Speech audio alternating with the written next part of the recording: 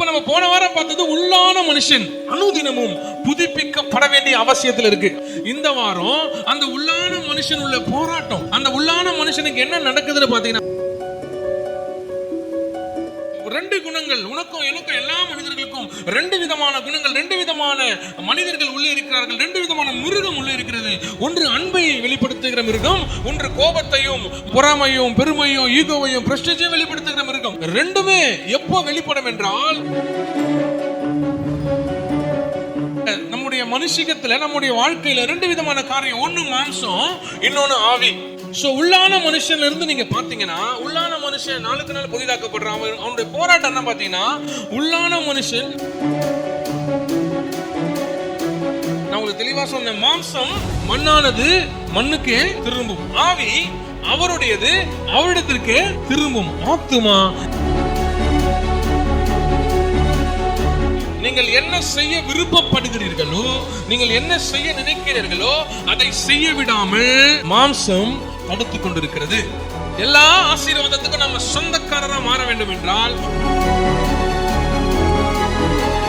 உங்க ஆவி நல்ல உணவளிக்கப்பட்டு மாம்சத்தை ஜெயிக்கிறதா இருக்கணும்னா, உங்க வாழ்க்கை சிறப்பானதா இருக்கணும், ஜெயமுள்ளதா இருக்கணும், கிருபை உள்ளதா இருக்கணும், தெய்வீகமா இருக்கணும், எல்லாவற்றையும் கர்த்தருக்குள்ள இருக்க வேண்டும் என்றால், நீங்கள் முதலாவது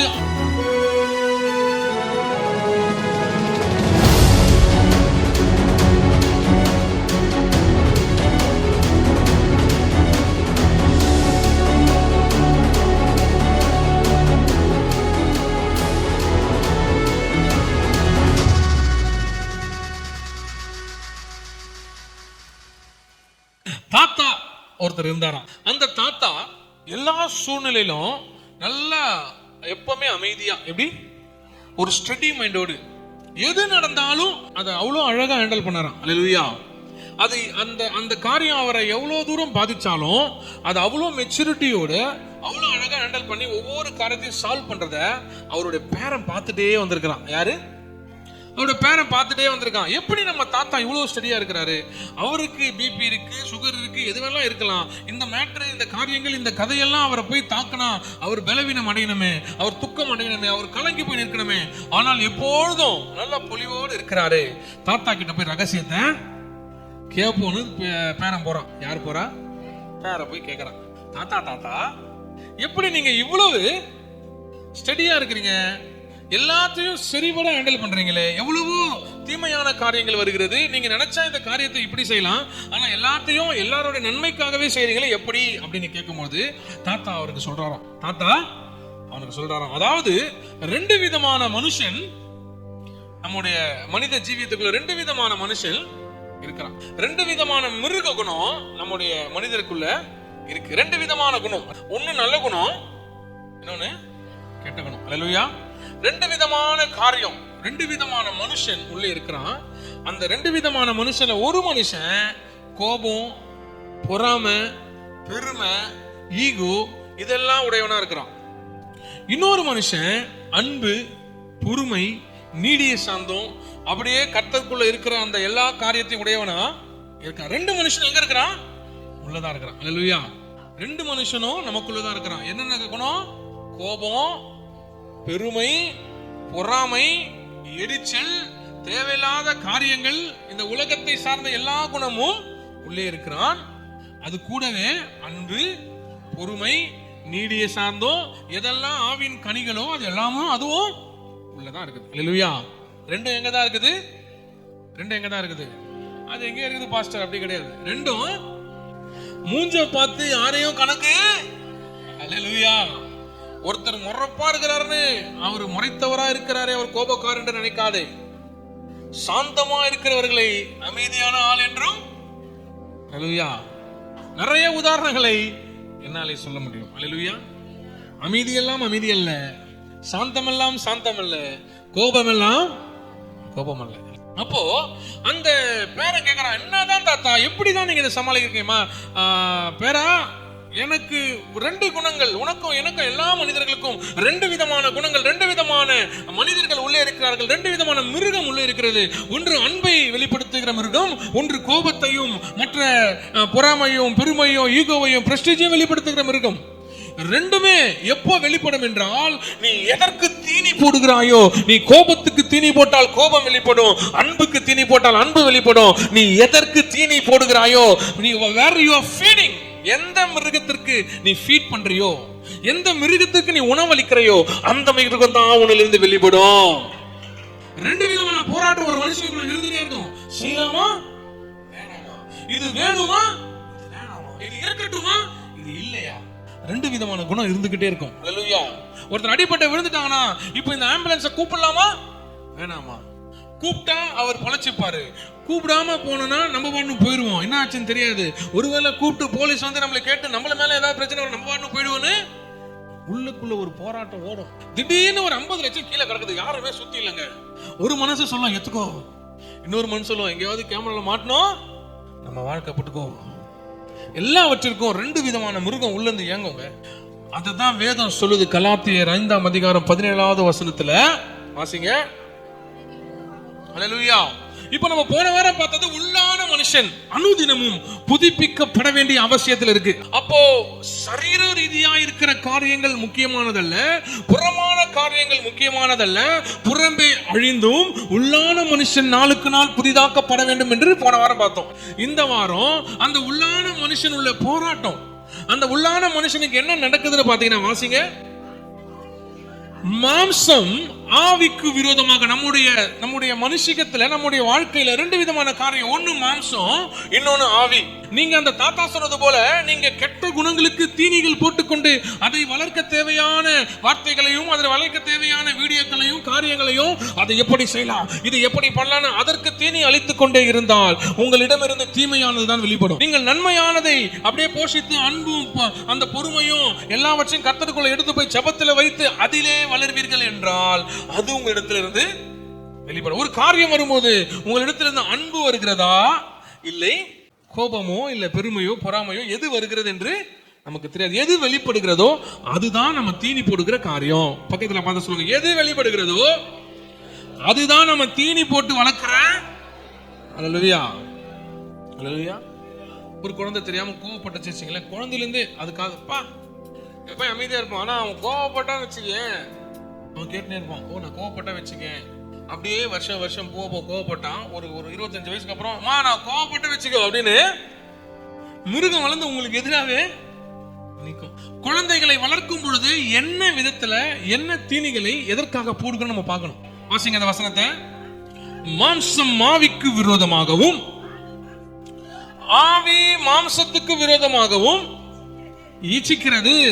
சோ உள்ளான மனுஷன்ல இருந்து நீங்க பாத்தீங்கன்னா, உள்ளான மனுஷன் நாளுக்கு நாள் புதிதாக்கப்படுறான். அவனுடைய போராட்டம் என்ன பாத்தீங்கன்னா, உள்ளான மனுஷன் ஆவியை சார்ந்தவன், புறமான மனுஷன் மாம்சத்தை சார்ந்தவன். நான் உங்களுக்கு தெளிவா சொன்னேன், மாம்சம் மண்ணானது மண்ணுக்கே திரும்பும், ஆவி அவருடையது அவரிடத்திற்கு திரும்பும், ஆத்துமா இலை பாருகிற ஸ்தலத்திற்கு.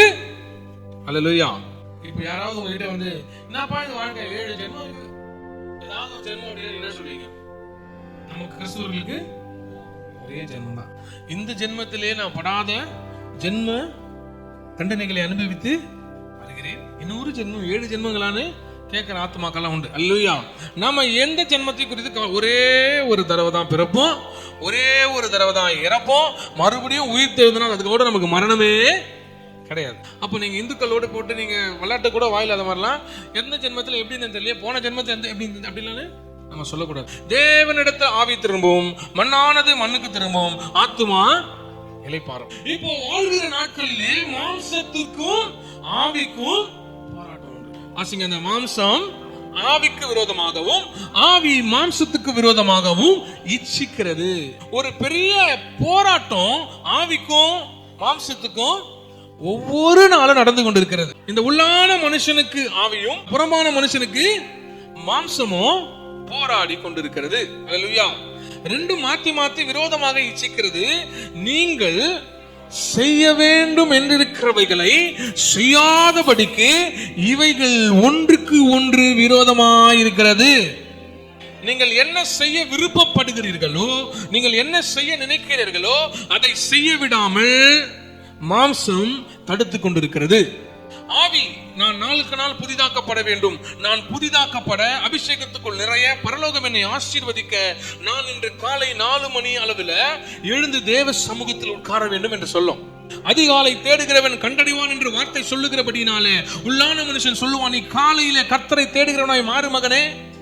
உன் வாழ்க்கை ஆசீர்வதிக்கப்பட, உன் முகம் பிரகாசமா இருக்க, நீ கர்த்தருக்குள்ள நீடித்திருக்க, நிலையா இருக்க, ஆவிக்குரிய ஜீவியத்தில் நீ வளர்ந்து காணப்பட, தேவனை தேடுகிற மகனாய் மகளாய் மாற நீ காலையில் தேவ சமூகத்தில் உட்கார் என்று ஆவி சொல்லும். மாம்சம் என்ன பண்ணும்? ஒன்றுக்கொன்று விரோதமானது. ஆவி சொல்லும் நீ காலையில எழுந்து ஜெபின்னு, மாம்சம் சொல்லும் ஜெபிக்கலாம். காலையில எழுந்தா செபிக்கலாம். பார்க்கும் அப்படி மாம்சம், நீ எழுந்தாதானே செபிப்ப பார்க்கலாம் அப்படின்னு பார்ப்பான். பார்த்துட்டு 10 மணிக்கு நீ படுக்கலாம் நினைப்பேன். இவ்வளவு நம்ம சொல்லுவான், மகனே 10 ஆகிவிட்டது படுத்து விடு. ஹல்லேலூயா. உள்ளான மனுஷன் சொல்லுவான், மொபைலை ஆஃப் பண்ணி விடு. மாம்சம் சொல்லும், நான் 10 மணிக்கு படுக்கிறேன்னு. ஆனா பொறுமையா போன் எடுத்து ஆரம்பிக்கும். ஹல்லேலூயா. சில பேருக்கு இப்போ போனு, அதை நிறைய வாட்டி சொல்லிட்டோம். சில பேருக்கு கவலை, சில பேருக்கு கண்ணீர், சில பேருக்கு பாரம், சில பேருக்கு சாப்பிட்டது கொஞ்சம் காரம். நிறைய பேரு 10 மணிக்கு மேல காரமான பரோட்டா சாப்பிட்டு 12 மணிக்கு தூங்காமல் நாட்கள்லாம். உணவு ரொம்ப முக்கியமான விஷயம். ஆலயத்தை கெடுப்பதே உணவு தான். வயிறு கேட்கும், போட்டு பிரியாணியை போடு, பீஸா போடு, சாப்பாடை போடு, இன்னும் கொஞ்சம் போடு, முடிச்சுட்டு வந்து சோடாவை போடு, அதுக்கு மேல டீயை போடு, அதெல்லாம் முடிச்சுட்டு கடைசி ஒரு வாழைப்பழத்தையும் உள்ள போடு, எல்லாம் முடிச்சுட்டு வீட்டுக்கு வந்து அந்த மீன் குழம்பு மாதிரி வச்சு நல்லா நம்ம அதையும் கொஞ்சம் போடு, சீக்கிரமா ஹார்ட் அட்டாக்லாம் ஓடு. இது தேவனுடைய ஆலயம். மாம்சம் உள்ளான மனுஷன் சொல்லுவான், ரொம்ப சாப்பிடாத வயிறு புரட்டும். இது சொல்லும், புரட்டாவை ஃபர்ஸ்ட் போடு. வாய் கட்டணும். மாம்சம் ஒண்ணு சொல்லும், ஆவி ஒண்ணு சொல்லும். நீ எதற்கு தீனி போடுகிறாயோ அதுதான் வளரும். நீ மாம்சத்துக்கு தீனி போட்டுக் கொண்டே இருந்தால் மாம்சமானது வெளியிலே வளரும். ஆவிக்கு தீனி போட்டுக் கொண்டிருந்தால் ஆவி உள்ளே வளரும். உன்னுடைய மனுஷிகத்துல பெரிதாக காணப்பட வேண்டியது உள்ளான மனுஷனா இல்ல மாம்சமா என்பதை நீங்க தான் முடிவு பண்ணிக்கொள்ள வேண்டும். எல்லாத்தையும் போடு போடு போடு போடு போட்டா காரம் உள்ள போய் பாரமாய் மாறி என்னென்னமோ நடக்கும். ஹல்லேலூயா. ஃபுட் பாய்சன் ஆகும். ஃபோன் பண்ண, பாஸ்டர் முடியல பாஸ்டர், என்னாச்சு? ஒரே வயிற்று வலி பாஸ்டர், ஸ்டைலிக்கு போயிட்டு இருக்க பாஸ்டர், என்னாச்சு? நைட்டு பரோட்டா சாப்பிட்டேன் பாஸ்டர். 7 மணிக்கு 8:30 மணிக்குள்ள எதை சாப்பிட்டாலும் அதுக்குள்ள சாப்பிட்றேன். கர்த்தர் படைத்த டைமிங்குள்ள வந்துட்டோம்னா நமக்கு எல்லாமே சிறந்தபடியா நடக்கும். நமக்கு சமாதானம் இல்லை, உடம்புல ஆரோக்கியம் இல்லைன்னா காரணம் ஆரோக்கியம் இல்லாத காரியத்தை நம்ம செய்வதால் தான். 6:30 7 மணிக்கு எதுக்கு பொழுது விடிஞ்சிருது? ஆண்டவர் அலாரம் கொடுக்குறாரு, நீ காலைல எழுந்தியா, வேலை செஞ்சியா, 7 மணியோட ஏறக்கட்டு, 8 மணிக்கு வந்துரு, 9 மணிக்கு படுத்துரு. இது உள்ளான மனுஷனுடைய டைம் டேபிள். ஆனா மாம்சத்துடைய புறமான டைம் டேபிள் என்னது? 7 மணிக்கு முடிச்சிரு, 8 மணிக்கு டீ கடை, 9 மணிக்கு பால் கடை, 10 மணிக்கு அந்த கடை, 11 மணிக்கு இந்த கடை. அதாவது நான் டீ கடைக்கு போறேங்க சொல்ல, சும்மா சொல்றேன். இதெல்லாம் நம்ம நினைக்கிறோம், போறோம், வர எல்லாம் பண்றோம். இதுல தப்பு ரைட்டுன்னு சொல்ல வரல. நம்ம எதற்கு தீனி போடுறோம்? எதை நாம் உணவளிக்கிறோம்? எந்த உணவை கொடுத்து நாம் வளர்க்கிறோம்? ஆவிக்குரிய உணவை கொடுத்து ஆவியிலே வளர்கிறோமா இல்ல மாம்சத்துக்கான உணவை கொடுத்து மாம்சத்தை வளர்க்கிறோமா? மாம்சம் ஆவிக்கு விரோதமாகவும் ஆவி மாம்சத்துக்கு விரோதமாகவும். ஹல்லேலூயா. நம்ம செய்யணும்னு நினைக்கிறது ஒண்ணு, நம்மளை செய்ய விடாம தடுக்கிறது போராட்டம் கடைசி வரைக்கும், கர்த்தர் வர வரைக்கும் இருக்கும். 4 மணி அளவில் செபிக்க நினைக்கிற உள்ளான மனுஷன், 4 மணிக்கு உன விடவே விடாத புறமான மாம்சமான மனுஷன். எது ஜெயிக்கிறது? டெய்லி கேள்வி உங்ககிட்டே கொடுக்கிறேன். 365 நாட்களிலே மாம்சம் ஜெயிக்கிறதா இல்ல உள்ளான மனுஷன் ஜெயிக்கிறாரா? அப்ப நம்முடைய தீனி எதுக்கு போகுது? நம்முடைய தீனி எல்லாம் மாம்சமான காரியத்துக்கு நம்ம ஒப்பு கொடுத்துறோம். ஹல்லேலூயா. அப்போ மாம்சம் வளர்ந்து வளர்ந்து நல்லா பெருத்து காணப்படுறான். உள்ளான மனுஷனோ ஒடுங்கி போய் வடவடன்னு இப்படி தொட்டாலே உழுந்துற மாதிரி கூடு மாதிரி இருக்காரு. யாரு? உள்ளான மனுஷன். ஹல்லேலூயா. ஒரு 80 60 நாள் 90 நாள் சாப்பிடலன்னு வச்சுக்கீங்களேன், மனுஷன் பாடி எப்படி இருக்கும்? அப்படி ஒட்டி போய் சதகதெல்லாம் போய் வெறும் தோல் மாத்திரம் மூடின மாதிரி அப்படி இருக்கும். உங்க உள்ளான மனுஷன் இப்படிதான் இருக்கிறார். பேசினா செத்துருவாரு. அப்படியே லாஸ்ட் பாயிண்ட்ல போச்சு பாடி இப்படி விட்டோம். ஏன்னா உணவு முழுவதும் மாம்சத்துக்கே போகுது. ஃபுல் மாம்சம் சாப்பிட்டு சாப்பிட்டு சாப்பிட்டு காலையில உணவு இதுக்கும் இங்க உள்ளான மனுஷனுக்கு போற தீனியை சேர்த்து சாப்பிட்டு சாப்பிட்டு நல்லா ஊதி போய் காணப்படுறாரு. கொஞ்சம் கீழே அந்த காசு எடுத்தா எடுக்க மாட்டாரு. அப்படி போக முடியாது. ஏன்னா மாம்சம் பெருகி போயிடுச்சு. அல்லேலூயா. மாம்சத்துக்கும் உள்ளான மனுஷனுக்கும் போராட்டம் விரோதமா நிக்குது. இதுவா அதுவா, இதுவா அதுவா. உள்ளான மனுஷன் அப்படியே வர்றாரு, பா எனக்கு கொஞ்சம் தீனி போடுப்பா, 4 மணிக்கு வந்து நிக்கிறப்பா, வாப்பா ஜபத்துக்கு. மாம்சம் இப்போதானே தூங்கின இன்ஸ்டா பார்த்துட்டேன் அப்படின்னு. அல்லேலூயா. 5 மணிக்கு எழுப்போம், ஆண்டவர் கூப்பிடாரு, வாப்பா கொஞ்சமாச்சும் எனக்கு தீனி போடுப்பா. 8 மணிக்கு ஜோம் பண்ணிக்கலாம் உட்காரு. 8 மணி வந்தவனே மாம்சம் சொல்லும், ஜோம் பண்ண போறியா, குளிச்சுட்டு வந்து பண்ணிக்கலாம். குளிச்சுட்டு வந்து 8:30 9 10 மணிக்கு வேலை, 9:30 மணிக்கு வீட்டுல இருந்து கிளம்புறீங்க வச்சுக்கோங்க. மாம்சம் சொல்லும், சரி உன்னை விடுறேன், எடுக்கிற மொத்தத்தை கொடுக்குற, போயினே இருக்கிற, உன்னதமான ஒரு மறைவில் இருக்கு. அவ்வளவுதான், மொத்தத்தை ஆவிக்கும் அந்த உள்ளான மனுஷனுக்கு தேவையானது வந்துச்சா? சில பேர் இந்த வசனம் நம்ம வாக்குதத்தை கொடுக்குறோமே அது மேல என்ன பண்றாங்க, நமக்கும் அது ஆபிரகாம் பண்ணதா இல்ல ஈசாக்கு பண்ணதா இல்ல யாக்கோபு பண்ணதா, ஏசப்பா எங்கேயோ சொல்லி நானும் தேடி தேடி பாக்குறேன் வருமா அப்படின்னு. இது எந்த இடத்துல எந்த அதிகாரத்துல வருதுன்னு எனக்கு சொன்னீங்கன்னா நானும் அதை பின்பற்ற. மாம்சத்திற்கு நாம தீனி போடுறோமா இல்ல ஆவிக்கு தீனி போடுறோமா? எதுக்கு தீனி போடுறோமோ அதுதான் வளரும்.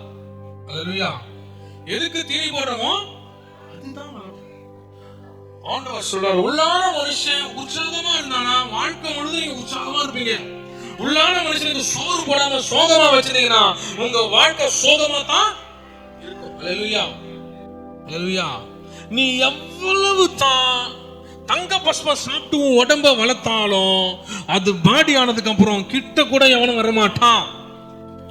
எவ்வளவு தான் தீனியை போட்டு நீ அதை வளர்த்தாலும் அது உன்னோடு வராது. மண்ணானது மண்ணுக்கே திரும்பும். உள்ளான மனுஷனுக்கு நீ எவ்வளவு பலத்தை கொடுக்கறியோ அது ஆவியோடு உன்னோடே வந்து உனக்கு நிற்கும். ஆவிக்கு இம்பார்ட்டன்ட் கொடுக்க வேண்டும். அல்லேலூயா. எப்படி மாஸ்டர் கொடுக்க வேண்டும்? அந்த ஆவிக்கு இம்பார்ட்டன்ட். இப்ப புரிஞ்சுச்சா? மாம்சத்துக்கும் ஆவிக்கும் போராட்டம் உண்டு. புருஷனுக்கும் பொண்டாட்டிக்கும் இருக்கும், அது தனி. பிள்ளைகளுக்கும் அப்பாவுக்கும் இருக்கும், அது தனி. போராட்டம் உங்க வாழ்க்கையில் இருக்கு. அதெல்லாம் ஜெயிக்கணும்னா உள்ளான மனுஷன் உன்னத பலத்தினால் நிறைந்திருக்க வேண்டும். எல்லா ஆசீர்வாதத்துக்கும் நம்ம சொந்தக்காரரா மாற வேண்டும் என்றால் உள்ளான மனுஷன் உற்சாகமா இருக்கணும். எதையும் தாங்குகிற இதயமாக இருக்க வேண்டும். அல்லேலூயா. இதயம் கல்லானதாய் மாறிவிட்டால் ஒண்ணும் பண்ண முடியாது. சதையா இருக்கணும் எப்பவுமே. அல்லேலூயா. ஆண்டவர் சொல்ல, கல்லான இருதயத்தை எடுத்து சதையான இருதயத்தை தருகிறார். அப்போ we should understand the body and the spirit.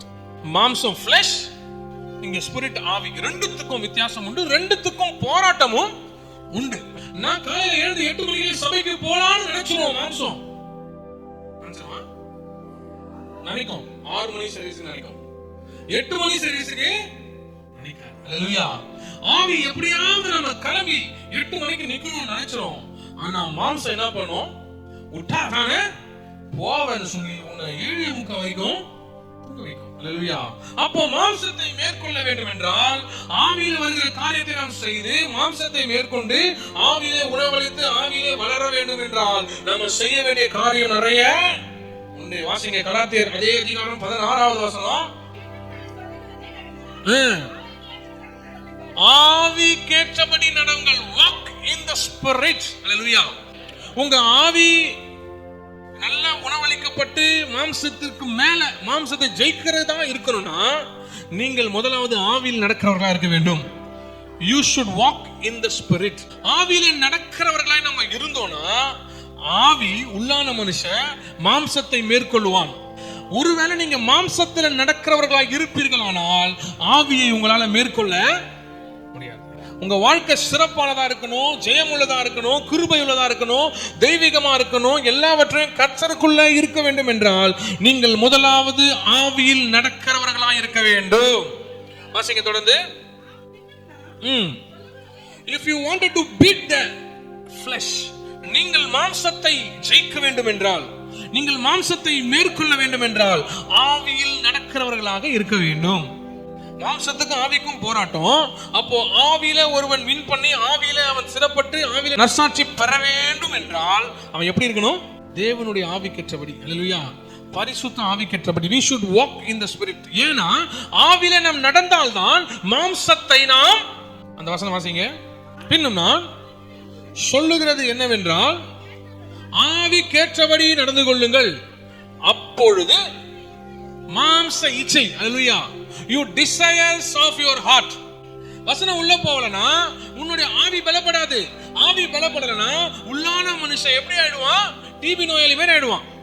உள்ளான மனுஷனை நல்லா பில்ட் பண்ணி ஆரோக்கியமா வச்சுக்க போறோமா, இல்ல டிபி நோயாளி மாதிரி ஆக்க போறோமா? உள்ளான மனுஷன் எப்போ எவ்வளவு வீக் ஆவறானோ அவ்வளவு வீக்கும் ஆவிக்குரிய ஜீவியத்துல உன்னுடைய வாழ்க்கையில மாம்சத்தை ஆயிடுவோம். உள்ளான மனுஷன் எவ்வளவு ஜெயம் கொள்ளுகிறானோ, ஆவியிலே பலப்பட்டு எழும்புகிறானோ, நீயும் ஆவியிலே பலப்பட்டு எல்லாவற்றையும் ஜெயம் கொண்டு எழும்புவாய். ரொம்ப very very very very simple message. மாம்சத்துக்கும் ஆவிக்கும் போராட்டம் உண்டு. மாம்சத்தை ஜெயித்து நீங்கள் ஆவியிலே உங்க வாழ்க்கையை அநேக ஆசீர்வாதங்களோடு பார்க்க வேண்டும் என்றால் முதலாவது நீங்கள் செய்ய வேண்டிய காரியம் walk in the spirit. ஆவியிலே நடக்கிறவர்களா இருக்க வேண்டும். ஏனென்றால் ஆவியிலே நடந்தால்தான் மாம்ச இச்சைகளை மேற்கொள்ள முடியும். வாசிங்க ரோமர் 8ஆம் அதிகாரம் 5ஆம் வசனம் 6ஆம் வசனம். ஹல்லேலூயா. இப்போ ஒரு கட்சி சார்ந்து அந்த கட்சியோட கொள்கைகளையும் அந்த கட்சியோட காரியங்களையும் நம்ம சொல்லிட்டு செஞ்சுக்கிட்டே இருக்கோம். நான் இதை சார்ந்தவன், எப்படி? நான் இவரை சார்ந்தவர். எவரே ஒருத்தர் வச்சுப்போம். ஹல்லேலூயா. அவர் இந்தந்த கொள்கைகளை கடைபிடிக்கிறவர். எந்தெந்த கொள்கைகளை கடைபிடிக்கிறார் என்றால் அந்தந்த கொள்கைகளை கடைபிடிக்கிறவர். எந்த கொள்கைகளை நான் சொன்னாலும் அது இவரான்னு நீங்க காண, ஒரு கொள்கைகளை கடைபிடிக்கிறவர் யாரு? ஒருவர்.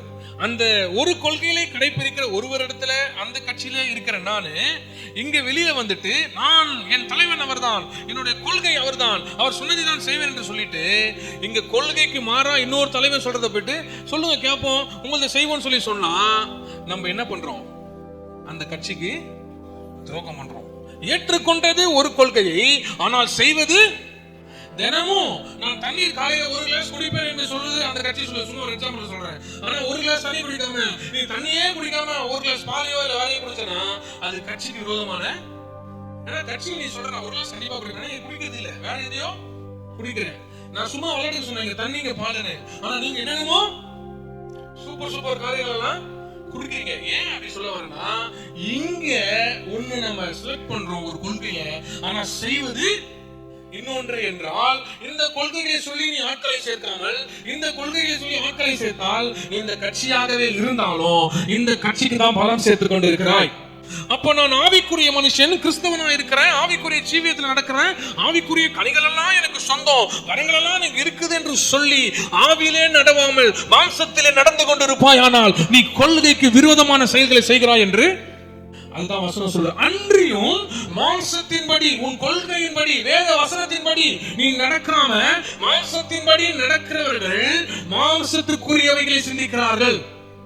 You are thinking of the flesh. மாம்சத்துக்குரியவர்கள் மாம்சத்துக்குரியவைகளை சிந்திக்கிறபடினால மாம்சத்துக்குரியவர்களாகவே இருக்கிறார்கள். வாசிங்க.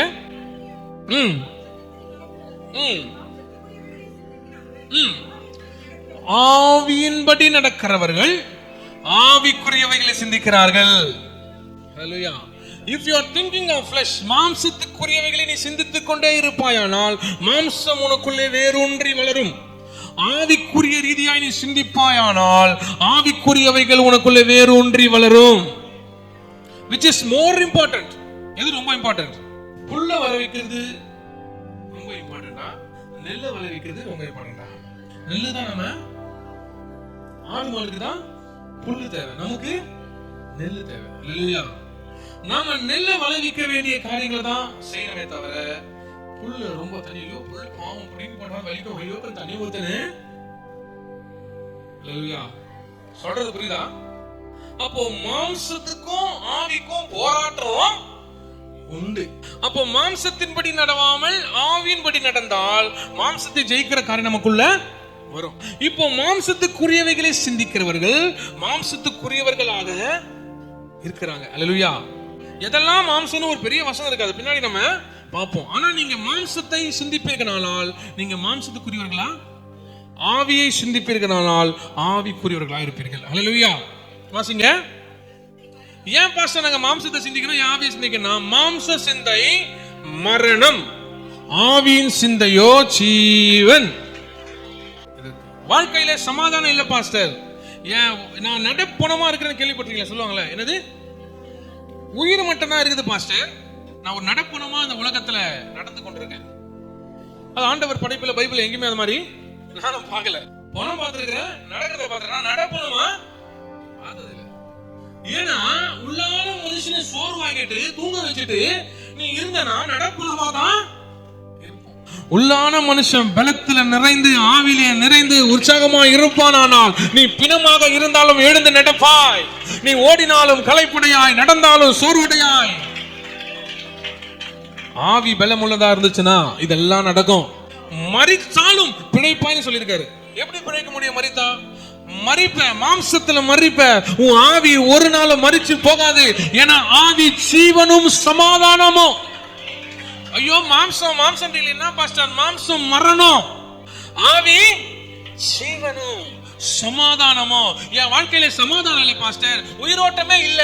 ஏன்னா உனக்குள்ள ஆவியே, அல்லேலூயா, உனக்குள்ள ஆவி இருக்குமேயானால் ரத்த சோவை வராது, உயிரணுக்கள் அழிஞ்சு போகாது. விசுவாசித்தால் தேவனுடைய மகிமையை நீ காண்பாய். ஆவியில பலப்பட்டு கொண்டே இரு, ஆவியில உற்சாகமா இரு. எங்க அம்மாவோட அம்மா, அந்த அம்மா ஆல்மோஸ்ட் ஒரு 10 வருஷம் முன்னாடியே நான் அப்பயே போயிருக்கணும். அல்லேலூயா. ஆனா நான் யோசிப்பேன், எல்லாமே பலவீனமாகி ஒரே இடத்துல உட்காந்து 10 வருஷமா எப்படி வாழ்ந்தானா? ஒன்னே ஒண்ணுதான், ஸ்தோத்திரம் சொல்லிக்கினே, வேற எதுவுமே கிடையாதுங்க. இது மாம்சம், இது நிலையானது கிடையாது. இந்த மாளிகை அழிஞ்சிரும், இது புறமானது. நிலையானது உள்ளான மனுஷன் மாத்திரம் தான். அந்த உள்ளான மனுஷன் அவர்கிட்ட போகும் பொழுது நற்சாட்சியோடு தேவ கிருபையில நீ எப்படி இருந்தாய் என்று பரலோகம் பார்க்கும். அதான் ஜீவனும் பலனும், ஜீவனும் சமாதானமும். பாஸ்டர் பீஸ் இல்ல பாஸ்டர், நல்ல கடையில போய் வாங்கி சாப்பிட்டு பீஸ் இருக்கும், சமாதானமே இல்ல பாஸ்டர். நீங்கன்னா அதுக்கு ஒரே வழி, ஆவியில நீங்கள் பலப்பட்டே ஆக வேண்டும். மாம்சத்துக்கு நீங்க அப்படியே எல்லாவற்றையும் பண்ணிட்டே இருந்தீங்கன்னா மரணம் தான் கடைசி. ஒரு நாளைக்கு 24 மணி நேரம். மாம்சத்துக்கு எவ்வளவு நேரம் எடுத்துக்கிறோம், ஆவிக்கு எவ்வளவு நேரம் எடுத்துக்கிறோம், இதான் நம்ம பார்க்க வேண்டியது. மாம்சத்துக்கு எவ்வளவு நேரம் எடுக்கிறோம்? ஒரு நாளைக்கு 8 மணி நேரம், காலையில 8 மணில இருந்து ஈவினிங் 8 வரைக்கும் கணக்கு எடுத்துக்கிறோம். இப்போ நீங்க வேலைக்கு போறீங்க, ஒரு வேலையை போனா இவ்வளவு நேரம் வேலை செஞ்சு இவ்வளவு சம்பாதியம் சொல்றாங்க. நீங்க 8 மணி நேரத்துல 6.25 மணி நேரம் இல்ல 7 மணி நேரம் சாப்பிடுறீங்க, 1 மணி நேரம் வேலை செய்றீங்க, கூலி எவ்வளவு தருவான்? ஒரு நாளைக்கு 8 மணி நேரத்துக்கு 1000 ரூபான்னு வச்சுக்கோங்க. 90 மடங்கு சாப்பிட்டுனே இருக்கிறீங்க. ஒரு டிஃபன் பாக்ஸ் எடுக்கிறீங்க, பாருங்க, சாப்பிடுறீங்க, வேலையே செய்யல. உங்களுடைய டைம் ஹவர்ஸ்ல, அங்க பஞ்சிங் டைம்ல நீங்க வேலை செஞ்ச ஹவர்ஸ்ல 1 மணி நேரம் ஒரு நாளைக்கு காட்டுதுன்னா, அவங்க சாப்பாடு கொடுத்த டைம் 1 மணி நேரம், வேலை செய்ய சொன்னது 7 மணி நேரம், நீங்க சாப்பிடுறது 7 மணி நேரம், வேலை செய்யறது 1 மணி நேரம்னா கம்பெனிக்காரன் என்ன பண்ணுவான்? வாங்க வெல் டன் மை சர்வெண்ட் கட்டி அணைச்சு உமா கொடுப்பானா? அப்படியே திரும்பி நில்லுங்கன்னு சொல்லி கால் எடுத்து வச்சு அனுப்புவாங்க இல்லையா? அல்லேலூயா, அல்லேலூயா. எதுக்கு நம்ம நேரத்தை கொடுக்கிறோமோ அதுக்கான சன்மானம் தான் நமக்கு தருவான். அந்த வருமானம் தான் நமக்கு வரும். 1 மணி நேரத்துக்கு வேலை செஞ்சா 100 ரூபாய் கிடைக்கும்னா 30 நாளைக்கு 3000 கிடைக்கும். 1 மணி நேரத்துக்கு வேலை செஞ்சு இல்ல 8 மணி நேரத்துக்கு வேலை செஞ்சு 1000 ரூபாய் ஒரு நாளைக்குன்னா மாசத்துக்கு 30,000 கிடைக்கும். நீ மாம்சத்துக்கு வேலை செஞ்சா மாம்சத்தின் மரணம் உனக்கு கிடைக்கும். ஆவியில வேலை செஞ்சதுன்னா ஜீவனும் சமாதானமும் உனக்கு கிடைக்கும். வாட் யூ வாண்ட் என்றதை நீ தான் தேர்ந்தெடுக்கணும்.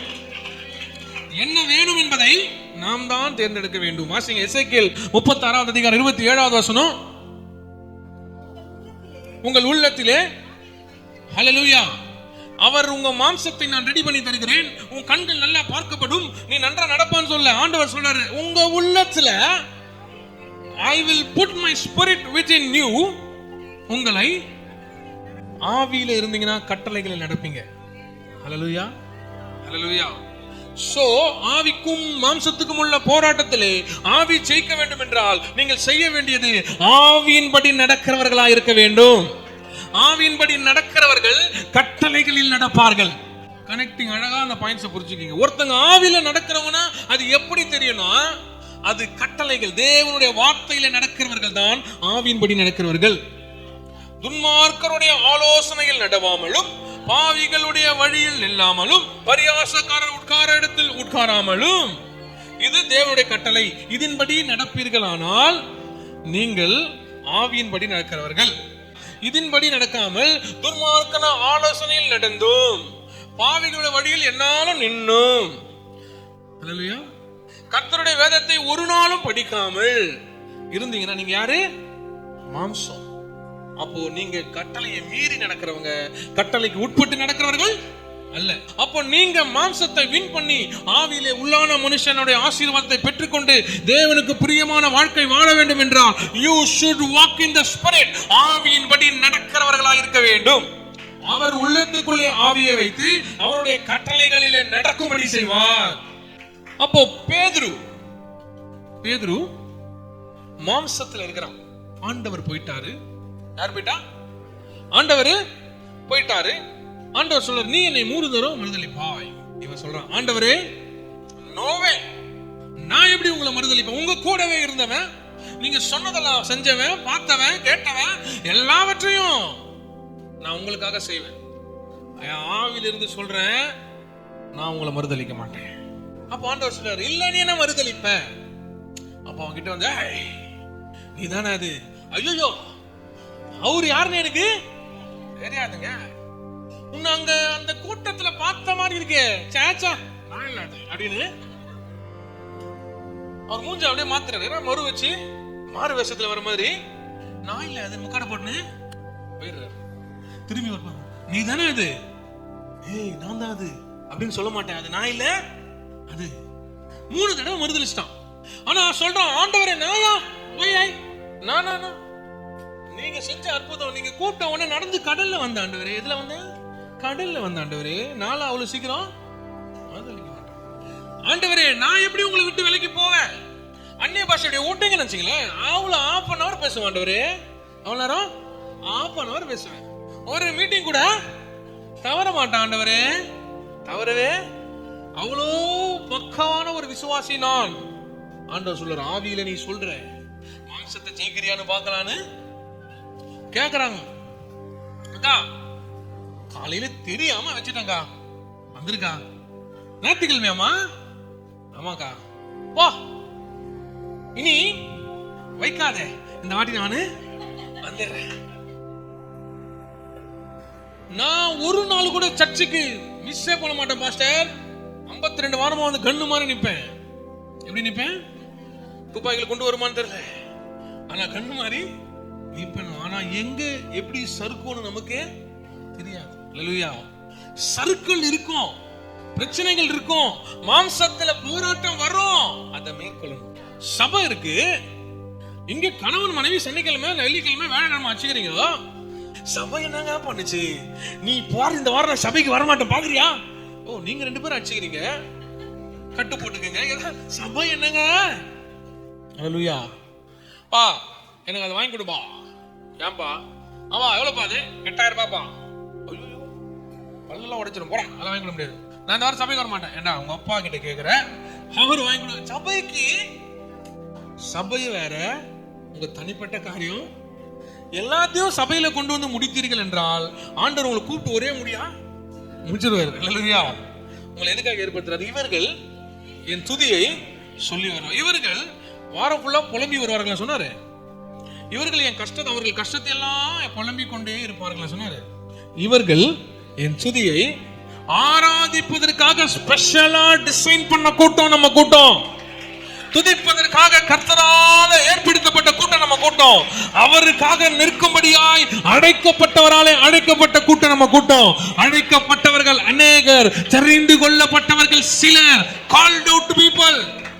ஆவியினால அழைக்கப்பட்டிருக்கிறோம். உள்ளான மனுஷனை பலப்படுத்துவதுதான் நம்முடைய ஒரே பிரதான நோக்கம். ஆனா நம்ம என்ன பண்றோம்? எப்படா டைம் கிடைக்கும் போலாம்.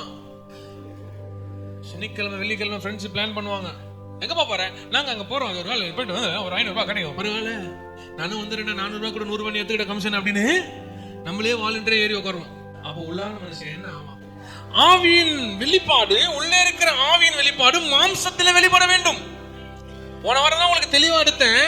அந்த கூடு, அந்த கூட்டுக்குள்ள இருக்கிற உயிர் வெளியே போச்சுன்னா ஆவிக்கு வேதனையா இல்ல சரீரத்துக்கு வேதனையா? சூடு வச்சா சரீரத்துக்கு வேதனையா ஆவிக்கு வேதனையா? சரீரத்துக்கு வேதனை. யாரோ ஒருத்தருக்கு சூடு வச்சு பாருங்க, அவங்களுக்கு வேதனையா இருக்குமா? ஆவியின் கனி சாந்தன்ற அந்த ஆவி அன்போடு இருப்பாங்க. உங்களை பார்த்து உனக்கு கூட மாட்டாங்க, சீப்போ அப்படி கூட சொல்ல மாட்டாங்க, எடுத்து மீனிங்கா இருப்பாங்க. ஏன்னா ஆவி போயிடுச்சு. கூடு விட்டு ஆவி போனால் கூட ஒன்றும் உள்ளான மனுஷன் மாத்திரம் தான் கூட வருவான். மாம்சத்துக்கும் ஆவிக்கும் போராட்டம் என்னைக்கும் உண்டு. மாம்சத்தை விரும்புகிறவர்கள் மாம்சம் வளர்ந்து கொண்டே போகும், ஆவியை விரும்புகிறவர்களுக்கு ஆவி வளர்ந்து கொண்டே. பேதுரு 3 தடவை ஆண்டவர்கிட்ட சொல்லி சொல்லி சொல்லி ஆண்டவரே பாருங்கன்னு சொன்னா ஆண்டவர் பார்த்தா, நான் பாப்பேன்டா, நான் மேல ஒண்ணு பாப்பேன், நீ மறுதலிக்கிறதே நானு பாப்பேன், ஏன்னா நீ மாம்சத்துல இருக்கிற, அதனால நீ மறுதலிப்பன்றார். இல்ல ஆண்டவரே, நான் நீ மறுதலிப்பேன், ஆனாலும் நான் உன்னை யூஸ் பண்ணுவேன். நீ பலவீனமானதான், உன்னை யூஸ் பண்ணுவேன். நீ ரொம்ப வீக்கானவன் தான், நீ சொல்றது செய்ய மாட்டேதா, ஆனாலும் நான் உன்னை பயன்படுத்துவேன். அப்படி வீக்கான பேதுரு, அப்படி மறுதலித்த பேதுரு, பரிசுத்த ஆவியானவர் 120 பேர் கூடி இருந்து ஒருமனப்பட்டு ஆவியானவர் இறங்கின நாளிலே போல்டா வெளியில வந்து, நான் தான் பேதுரு, இயேசுவோடு இருந்த சீஷன் நான் தான், உங்களுக்கு அறிவிக்கிறேன். அவர் எப்படி இங்க ஊழியம் செய்தாரோ, எப்படி அற்புதத்தை செய்தாரோ, எப்படி மரித்து உயிர்த்து எழுந்தாரோ, மீண்டும் வரப்போகிறார். நீங்கள் மனம் திரும்புங்கள். 3000 பேரை கர்த்தருக்குள்ள கொண்டு வந்தான் பேதுரு. ஆவியில நின்ற பேதுருக்கு 3000 ஆத்துமாக்கள். மாம்சத்தில் இருந்த பேதுருக்கு 3 தடவை மறுதலிச்சான். நீங்க மறுதலிக்கிற பேதுருவா இருக்க போறீங்களா, மனம் திரும்பி ஆவியில இருக்கிற பேதுருவா இருக்க போறீங்களா? ரெண்டும் உங்க கையில தான் இருக்குது. ஹல்லேலூயா. You must know what you are doing. ஆவி சொல்லுது, no I will not, நான் டினை பண்ண மாட்டேன் ஆண்டவரே. ஆனா மாம்சம் கண்டிப்பா பண்ண வைக்கும். பயம், என்னை அடித்து விடுவார்கள் என்ற பயம், இயேசுவினோட ஆள் என்று முத்திரை கொடுத்துவிடுவார்கள் என்ற பயம், அவரை போலவே என்னைய சிலுவையில் அறைந்து விடுவார்களோ என்ற பயம் பேதுரு மறுதலிக்க வச்சது. ஒருவேளை ஆண்டவர் எனக்கு அதை செஞ்சிருவாரா செய்ய மாட்டாரா, அது நடக்குமோ நடக்காதான்ற பயம் நம்மள அனுதினமும் ஆண்டவரை மறுதலிக்க வைக்குது. ஆனா ஆண்டவர் சொல்றாரு, பேதுரு மறுதலித்தாலும் அவனை நான் விட்டு விடவில்லை, அவனை அபிஷேகத்துக்குள்ள கொண்டு வந்து பரிசுத்த ஆவியை ஊற்றி அவனை எல்லாருக்கும் முன்பாக நிற்க வைத்தேன். அதே ஆவியை உங்களுக்குள்ளே ஊற்றி நானும் உங்களை எல்லாருக்கும் முன்பாக தூக்கி நிறுத்தி வைப்பேன். உங்களை நிற்க வைக்கிற அவர்தான். அதுக்கு தேவையான ஒன்னே ஒண்ணுதான், ஆவியில் நடக்கணும். மாம்சத்துல நடந்தீங்கன்னா you will fall. ஆவியில் நடந்தீங்கன்னா பேதுரு போல பெரிய காரியங்களை செய்ய முடியும். ஹல்லேலூயா. வாசிங்க கலாத்தியர் 5ஆம் அதிகாரம் 24வது வசனம்.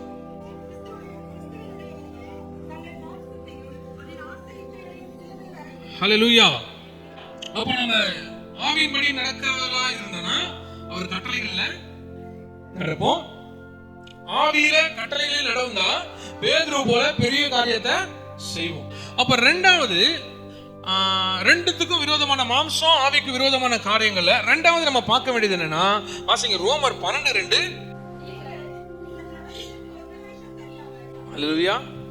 The real battle, உண்மையான போர்க்களம் என்னவென்றால் மாம்சத்துக்கும் ஆவிக்கும் உண்டானதுதான் போர்க்களம். அதுல ஆவி ஜெயிக்க மாம்சம் ஜெயிக்க எது ஜெயித்தா நமக்கு நலமா இருக்கணும்? ஆவிதான் ஜெயிக்கணும். ஆவி ஜெயிக்க வேண்டும் என்றால் நம்ம ஆவியில நடக்க வேண்டும். ரெண்டாவது வாசிங்க, இப்போ நீங்க ஆவிக்குரிய ரீதியா அடுத்தது நீங்க ஒண்ணு செய்யணும்னா என்ன செய்யணும்னா, இந்த பிரபஞ்சத்திற்கு ஒத்த வேஷம் தெரியாம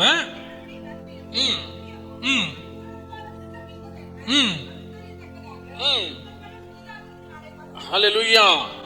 ரெண்டாவது நம்ம செய்ய வேண்டியது என்னன்னா, மனம் புதிதாகிறதுனாலே மறுரூபமாக வேண்டும். Walk in the spirit. ஹல்லேலூயா. என்னது? ஆவியில நடக்க வேண்டும். ரெண்டாவது மனம் புதிதாக வேண்டும். ஆவி பலனடைய வேண்டும் என்றால் நம்மளுடைய மனசு புதிதாக்கப்பட வேண்டும். பழைய மனசு அப்படியே இருந்ததுன்னா நம்மளால ஒண்ணுமே செய்ய முடியாது. ஒருவேளை பேதுரு, நான் அப்படியே இருந்துறேன்ப்பா, 3 வாட்டி உங்களை மறுதலிச்சிட்டேன், என் வாழ்க்கையில செய்ய முடியாத பாவத்தை ஆண்டவருக்கு விரோதமாய் செய்து விட்டேன், நான் அப்படியே என் வாழ்க்கையை உலகத்துல கழிச்சு நினைச்சிருந்தானா ஆண்டவர் விரும்பின காரியம் நடந்திருக்குமா? ஆண்டவர் விரும்பினபடி அந்த நாளிலே 3000 பேர் ரட்சிக்கப்பட்டிருப்பாங்களா? ஏன் ஏறக்குறைய 3000 பேர் தெரியுமா? எல்லாமே சித்தங்க. அவர் எதையுமே அப்படி இப்படிலாம் செய்ய மாட்டார். அல்லேலூயா. சீனாய் மலையிலே அவர் இறங்கின அந்த எக்காலம் ஊதி நியாயப்பிரமாணம் பிறந்த நாளிலே, சத்தியம் பிறந்த நாளிலே 3000 பேர் விழுந்தார்கள். ஆவியானவர் இறங்கின நாளிலே 3000 பேர் ரட்சிக்கப்பட்டார்கள். இதை கர்த்தர் யாரை கொண்டு வேணாலும் செஞ்சிருக்கலாம். யோவானை கொண்டு செஞ்சிருக்கலாம், மார்க்க கொண்டு செஞ்சிருக்கலாம், யார் யாரோ இருந்தாங்க, யாரை கொண்டு வேணாலும், தோமா கொண்டு செஞ்சிருக்கலாம். ஆனால் கர்த்தர் மறுதலித்த அந்த பேதுருவை கொண்டு செஞ்சாருங்க. சோ மறுதலிப்பு மாம்சத்துல வந்தாலும் அவன் ஆவியில உற்சாகமா எழுந்து நின்னதுனால கர்த்தர் அவனை கொண்டு பெரிய காரியத்தை செஞ்சாரு. மாம்சத்துல சோர்வு வரும், ஆனாலும் மனம் புதிதாகிறதுனாலே மறுரூபமாக வேண்டும். ரொம்ப ரொம்ப இம்பார்ட்டன்ட்ங்க. we have to change, we have to renew. ஒரு புது வீட்டுக்கு, ஒரு வீட்டுல நம்ம பொண்ணு பார்க்கவோ இல்ல பையன் பார்க்கவோ வராங்க.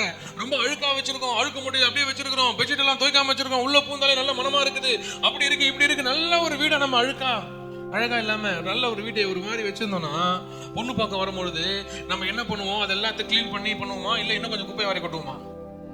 ஒரு மணமகன் மணமகளை பார்க்க வருகிறார் என்றால், கிடி வீட்டுக்கு போய் மணமகள் வீட்டார பார்க்க வராங்கன்னா, இருக்கிற குப்பையெல்லாம் தூக்கி கொட்டி வாசல் முழுவதும் சாணியை ஊத்தி அப்படியே வரவேற்கும் பொழுது இருக்கிற குப்பையெல்லாம் போட்டு வா அப்படின்னா, அப்படியே அங்கிருந்து டாடா பாய் பாய் கட்டுது. நீங்க ஒரு காரியத்துக்கு ரெடி ஆவறீங்க, அடுத்த ஃபேஸ், அடுத்த லைஃபுக்கு, அடுத்த வாழ்க்கைக்கு ரெடி ஆகும் பொழுது முதலாவது உங்க வீடு சுத்தமாக்கப்பட வேண்டும். அப்போ ஆவியில நீங்க பெரிய லெவல்ல காரியத்தை செய்ய வேண்டும் என்றால் உங்களுடைய மனசு புதிதாக்கப்பட வேண்டும். ஆவியானவர் உள்ளே வர வேண்டும் என்றால், ஒரு மிகப்பெரிய மாற்றத்தை உங்க வாழ்க்கையில தர வேண்டும் என்றால் உங்களுடைய ஆவி புதிதாக்கப்பட்டு மறுரூபமாக்கப்பட வேண்டும். வெளியில பயங்கரமான ட்ரெஸ் எல்லாம் போட்டு, அழகான சாதனங்களை போட்டு, நல்லா சென்ட் அடிச்சுட்டு, நல்லா தலையை முடிய வெட்டிட்டு, தாடியை ட்ரிம் பண்ணிட்டு, நல்லா சூப்பரான ஷூட் எல்லாம் போட்டுக்கிட்டு பழைய மனசு இருந்தா ஒண்ணுமே பண்ண முடியாது. அந்த பழைய சீவியத்தோடு, பழைய காரியத்தோடு, பழைய வேதனையோடு இருந்து உடல் ஃபுல்லா மாத்தினா கூட வேஸ்ட்டுங்க. உடல் முழுவதும் மாறாம உங்ககிட்ட இருக்கிறத போட்டுக்கிட்டு மனசு மாத்திரம் புதிதாச்சுன்னு வச்சுக்கீங்களேன், அதுதாங்க உண்மையான மாற்றம். நீங்க ரொம்ப சோகம் அப்படியே உட்காந்துருக்கீங்க, ஒரு பெரிய வேதனை அப்படியே உட்காந்துருக்கீங்க. நான் எவ்வளவு சொல்றேன், சந்தோஷமா இருக்குன்றேன்.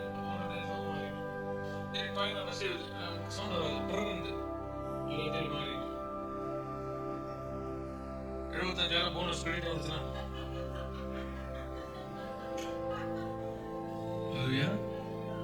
எப்படி இருக்கும் அந்த சோகம்?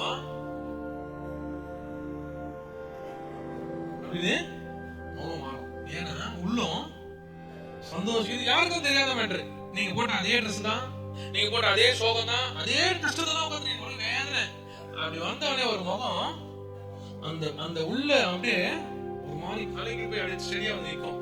இந்த மாசம் நடந்த பிரச்சனை 75,000 பார்த்துக்கொண்டா அப்படி ஒரு காரியம். அல்லேலூயா. அப்ப யாராவது சொல்லி கொடுத்து வந்ததா? ஆவி ஆட்டோமேட்டிக்கா உள்ள அந்த 75,000 பார்த்து சந்தோஷப்பட்ட உடனே முகம் பொலிவா மாஸ்டர் காட்சில இவ்வளவு பெரிய மெசேஜ் நாம சொல்றோம். இந்த மெசேஜ் மூஞ்சி மாறிச்சு, அது அந்த மூஞ்சி மாறல, 75,000 தான் மூஞ்சி. அல்லேலூயா. 75,000 ஓஞ்சி தேஞ்சி அழிஞ்சு போயிடும், காலியாயிடும். ஆனா புதுசா வருகிற புதிய ஆவியானவர், புதிதாக்கப்படுகிற மறுரூபம் ஒரு நாளும் காலியாவாது. வசனத்துக்கு மாறி பாரு, ரொம்ப சந்தோஷமா பிரகாசமா முகம் இருக்கும். 75,000 ஒரு மாசம் கூட வாங்காது. உங்களுக்கு இருக்கிற கடத்துக்கு ஒரு நாள் கூட அந்த இஎம்ஐ இந்த இஎம்ஐ அப்படி இப்படி எடுத்து -20 ரூபீஸ்ல வந்து நிற்கும். 75,000 போட்டா மைனஸ். இன்னைக்கு அவ்வளோ கடன் நம்மளை சுத்தி இருக்குது. அல்லேலூயா. அவ்வளோ கடன் உங்களை நெருக்கினாலும் கர்த்தர் உங்களை நடக்க வச்சிட்டு இருக்காரு. அல்லேலூயா. அப்போ நீங்க ஆவியில நடக்கணும். இரண்டாவது, மனம் புதிதாகிறதுனாலே மறுரூபமாக வேண்டும்.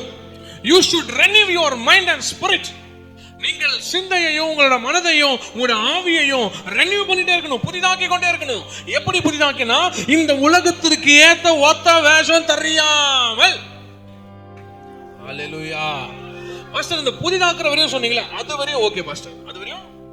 அதுக்கப்புறம் சொன்னீங்க இந்த உலகத்திற்கு ஒத்த வேஷம் தெரியாமல் சொன்னீங்களே, அதை மாத்திரம் கொஞ்சம் யோசிச்சு பரிசீலனை பண்ணுங்க pastor. Do not follow the pattern of this world. நம்ம நிறைய பேசிட்டோம். இந்த இந்த உலகத்துல செய்யப்படுகிற எந்த காரியமும் உன்னதத்துல இருக்கிற தேவனை வணங்குற நாம் செய்யக்கூடாது. எதெல்லாம் பாஸ்டர்னா, உள்ளான மனுஷன் என்ன சொல்றானோ அதை செய்யுங்க. உள்ளான மனுஷன் எதை சொல்லலையோ அதை செய்யாதீங்க. எதெல்லாம் பாஸ்டர்னு கேட்டீங்கன்னா, உண்மையாவே எனக்கு வேற உள்ளான மனுஷன் புரியுதா இல்லையா? ஏன்னா நான் பண்றது வேற, உங்களுக்கு ஒண்ணு சொல்லுவான் உள்ளான மனுஷன், அதை நீங்க கேட்கணும். அல்லேலூயா. நான் மவுண்ட் ரோடு போறேன், இல்ல நான் வந்து சேத்துப்பேட்டை போறேன், நீங்க வந்து ஆவடி பக்கம் போறீங்க. உள்ளான மனுஷன் என்கிட்ட சொல்றாரு, நீ அப்படியே லெஃப்ட் எடுத்து அம்பத்தூர் வழியா போகணும் என்கிட்ட சொல்லுவாரா? சேத்துப்பேட்டை போறேன்னு எதுக்கு அம்பத்தூர்? நீங்க ஆவடி போறீங்க, உள்ளான மனுஷன் மாறி நீங்க ஸ்ட்ரைட்டா அப்படியே போயிட்டு பீச் ரோடு எடுத்து அப்படியே மெரினா சுத்திக்கின்னு அப்படி ஒரு சொல்லுவாரா? ஆவடி போறவங்களுக்கு அம்பத்தூர் ரோட்டை காட்டுவாரு, சேத்துப்பேட்டை போற எனக்கு சென்ட்ரல் ரோட்டை காட்டுவாரு. அல்லேலூயா. அப்போ அந்தந்த உள்ளான மனுஷன் அந்தந்த மனுஷனுக்கு அந்தந்த பிரகாரம் பேசுவார். எனக்கு பேசுறது உங்களுக்கு பேச மாட்டார், உங்களுக்கு பேச எனக்கு பேச மாட்டார். அவங்களுக்கு என்ன உணவு தேவையோ, என்னால 1 கிலோ சக்கரை ஸ்வீட் சாப்பிட முடியும், சுகர் வந்தாலும் சாப்பிட முடியுமா? ஆண்டவரே உள்ளான மனுஷனை வெள்ளப்படுத்துங்க. சரி ஓகே, நீ வந்து கேசரி சாப்பிட்டா நான் சாப்பிடுறேன். திருப்பி எனக்கு பேச வேண்டிய ஆண்டவர் போயிட்டு சுகர் காரர் பேசிட்டாரு வச்சுங்க, நீங்க சின்ன மாதிரி 1000 தான். யாருக்கு என்ன பேச வேண்டுமோ அதுதான் அவர்களுக்கு பேசுவார். நீங்க உலகத்திற்கு ஒத்த விஷயம் எங்க தரிக்கிறீங்க உங்களுக்கு தான் தெரியும். அல்லேலூயா. எந்த இடத்துல you are following the pattern of this world அத உடும்படி கர்த்தர் சொல்றாரு. உலகத்திற்கு ஒத்த வேஷம் தெரியாமல் தேவனுடைய நன்மையும் பிரியமும் பரிபூரணமான சித்தம் இன்னதென்று பகுத்தறியத்தக்கதாக உங்கள் மனம் புதிதாகிறதினாலே மறுரூபமாகுங்கள். இதுவே நீங்கள் செய்யத்தக்க புத்தியுள்ள ஆராதனை. சோ இந்த மாதிரி வசனங்களை நம்ம படிக்கும் பொழுது இந்த ஆவியிலே பலப்படும்படியாக தான் நம்ம படிக்கணும். வாசிங்க எபேசியர் 4 அதிகாரம் 23 24.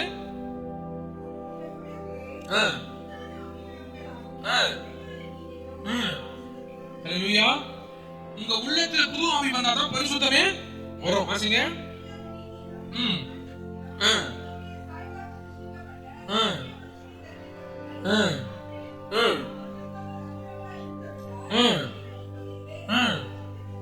ஹல்லேலூயா. பிலிப்பியர் 4:8. உண்மையுள்ளவைகளோ, ஒழுக்கமுள்ளவைகளோ, நீதி உணவைகளோ, கற்புள்ளவைகளோ, அன்புள்ளவைகளோ, நற்கீர்த்தி உடையவைகளோ, புண்ணியம் எதுவோ புகழ் எதுவோ அவைகளையே சிந்தித்துக் கொண்டிருங்கள். நீங்கள் என்னிடத்தில் கற்றும் அடைந்தும் கேட்டும் கண்டும் இருக்கிறவைகளோ அவைகளையே செய்யுங்கள். அப்போது சமாதானத்தின் தேவன் உங்களோடு இருப்பார். அல்லேலூயா. ஆசிய யோசுவா 1:8. இந்த நியாயப்பிரமாண புஸ்தகம் உன் வாயை விட்டு பிரியாது இருப்பதாக இதை எழுதியிருக்கிறபடியெல்லாம் செய்து கவனமாக இருக்கும்படி இரவும் பகலும். அல்லேலூயா. உங்க மனசு புதிதாகிறதுனாலே மறுரூபமாகுங்கள். எப்படி புதிதாகும் என்றால், புதிய ஆவி உடைய உங்க மனசுல புதிய ஆவி வரும் பொழுது நீங்க புதிய சிருஷ்டியா மாறுறீங்க. அது மாத்திரம் இல்ல, எது உண்மை உள்ளவைகளோ, எது ஒழுக்கம் உள்ளவைகளோ, எது நீதி உள்ளவைகளோ, எது கற்புள்ளவைகளோ அதை சிந்தித்துக் கொண்டிருங்கள். அதையும் தாண்டி நீங்க புதிதாக்கப்பட வேண்டும் என்றால் இரவும் பகலும் அவருடைய வேதத்தை கட்டளைகளிலும் கற்பனைகளிலும் இரவும் பகலும் தியானித்துக் கொண்டிருப்போமையானால் நம்முடைய இருதயம் புதிதாக்கப்படும். மாம்சத்தை ஜெயித்து ஆவி நல்ல பலப்படும். அல்லேலூயா. சோ அந்த ஆவி பலப்பட்டு புதிதாக்கப்பட்டா என்ன நடக்கும்னா, இங்க சாத்தானுடைய காரியம், அதாவது இயேசு கிறிஸ்துவை சோதிக்கிறான். வாசிங்க மத்தேயு 4 அதிகாரம் 4 வசனம். அல்லேலூயா. அங்கே மாம்சத்தில் இருந்த பேதுரு ஆவியில எப்படி காரியத்தை ஜெயித்தான்னு பார்த்தோம். மாம்சத்துல மறுதலித்தவன் ஆவியில 3000 பேர் ரட்சிப்புகளை கொண்டு வரான். ஆமென். இங்க இரண்டாவது புதிதாக்கிற மனம் இருந்ததுனால, புதிதாக்கிற மனத்தை உடையவராய் இயேசு கிறிஸ்து இருந்ததுனால, மாம்சத்துல வருகிற சோர்வை, மாம்சத்துல வருகிற போராட்டத்தை, சாத்தான் கொண்டு வருகிற போராட்டத்தை எப்படி வென்றார் என்றால் வேத வசனத்தினால வென்றாரு. இரவும் பகலும் கற்பனைகளிலே நீ தியானமா இருக்க வேண்டும். ஏன்னா அப்பதான் நீ மாம்சத்தை வெல்ல முடியும். இயேசுக்கு ஒரு போராட்டம் வருகிறது, இயேசு கிறிஸ்துவுக்கு ஒரு போராட்டம் வருகிறது. அந்த போராட்டத்தை எப்படி வெல்கிறார் என்றால் வாசிங்க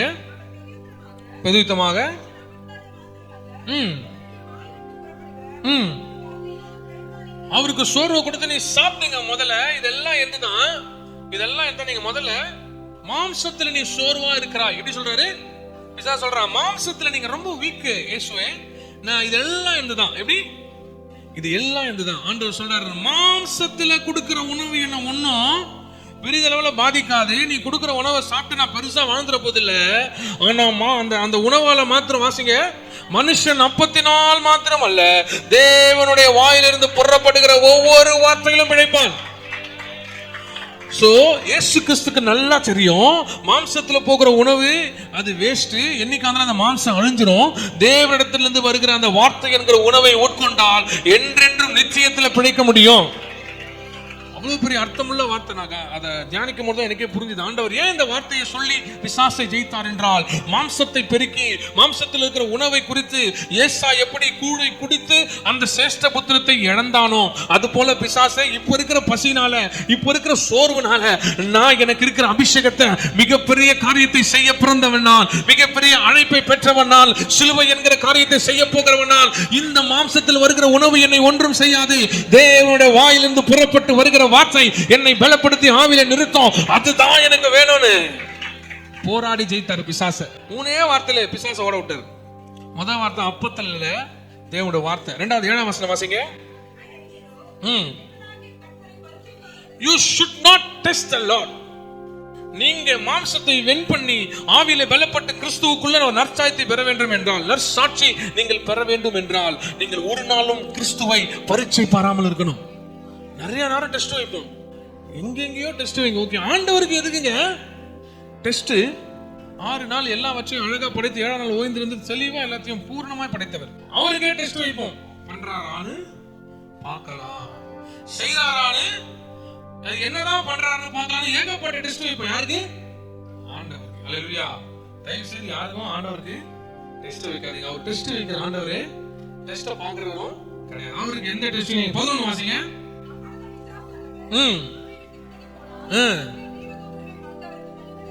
அல்லேலூயா. அப்பொழுது இயேசு, அப்பாலே போ சாத்தானே, உன் தேவனாகிய கர்த்தரை பணிந்து கொண்டு அவர் ஒருவருக்கே ஆராதனை செய்வாயாக என்று எழுதியிருக்கிறது.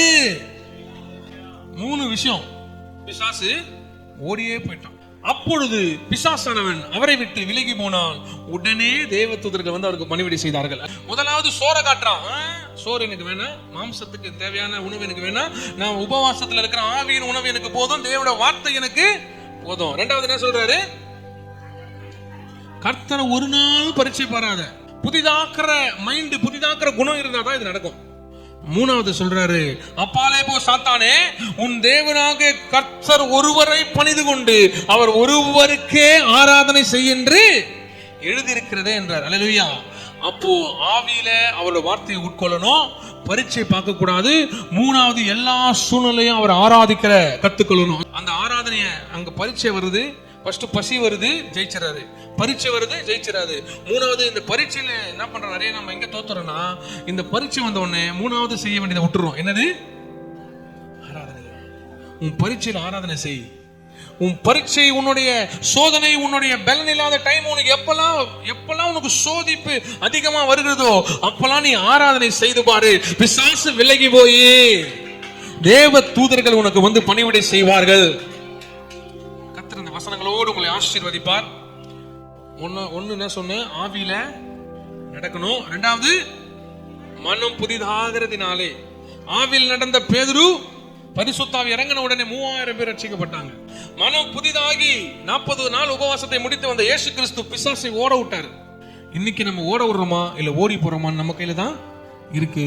மாம்சத்துக்கும் ஆவிக்கும் போராட்டம் உண்டு, ஒன்றுக்கொன்று விரோதமா தான் இருக்கும். கர்த்தர் உங்களை ஆசீர்வதிப்பார். எல்லாம் முழங்கால் பண்ணிடுவோமா? அன்பின் தகப்பனே, இந்த அருமையான வேலைக்காக நன்றி ராஜா. கர்த்தரோட கிருபை தாமே இந்த நாளில் எங்களை நடத்துவதாக. இந்த மாம்சத்தில் வருகிற போராட்டம், ஆவில வருகிற போராட்டம், இந்த ரெண்டுத்தையும் நாங்கள் ஜெயித்து உள்ளான மனுஷனை உன்னத பலத்தினால் நிறைக்கும்படியாய், கர்த்தரோட கிருபையால் நிலைக்கும்படியாய் நீங்க எப்படி பிசாசை ஜெயித்தீங்களோ அதே போல நாங்களும் ஜெயிக்கணும்ப்பா. எத்தனையோ நாட்கள் பசியினால, ஆகாரத்தினால நாங்கள் எங்களையே நாங்கள் விட்டு கொடுத்திருக்கிறோம். இன்று பெரிய காரியத்தை நீர் எங்களுக்கு செய்யும்படியாய் ஒரு மிகப்பெரிய வெளிப்பாடை நீர் எங்களுக்கு கொடுத்திருக்கிறீங்கப்பா. நாங்க எதுக்கு ஊழியம் செய்ய போறோம்? மாம்சத்திற்கா இல்ல ஆவிக்கா? ரெண்டுத்துக்கு உள்ள போராட்டத்தை தேவனாகிய கர்த்தர் நல்ல பலத்தோடு ஆரோக்கியத்தோடு எங்களை நடத்தி ஆவியில பலம் உள்ளவர்களாக எங்களை மாற்ற முடியாது ஜெபிக்கிறோம். ஆசீர்வதிக்கிற இயேசுவின் நாமத்தில் பிதாவே, வழுவாமல் பாதுகாக்கிற பிதாவுடைய அன்பும் ஆண்டவர் இரட்சகருமாகிய இயேசு கிறிஸ்துவின் கிருபையும் பரிசுத்தாவுடைய அன்னியமும் ஐக்கியமும் என்றும் என்றும் சதா காலங்களில் நம்மோடு இருப்பதாக. என் ஆத்துமாவே, என் முழுவல்லமே, என் ஆத்துமாவே கர்த்தர் செய்த சகல உபகாரங்களை மறவாதே. அல்லேலூயா, அல்லேலூயா, அல்லேலூயா. கர்த்தர் உங்களை ஆசீர்வதிப்பார்.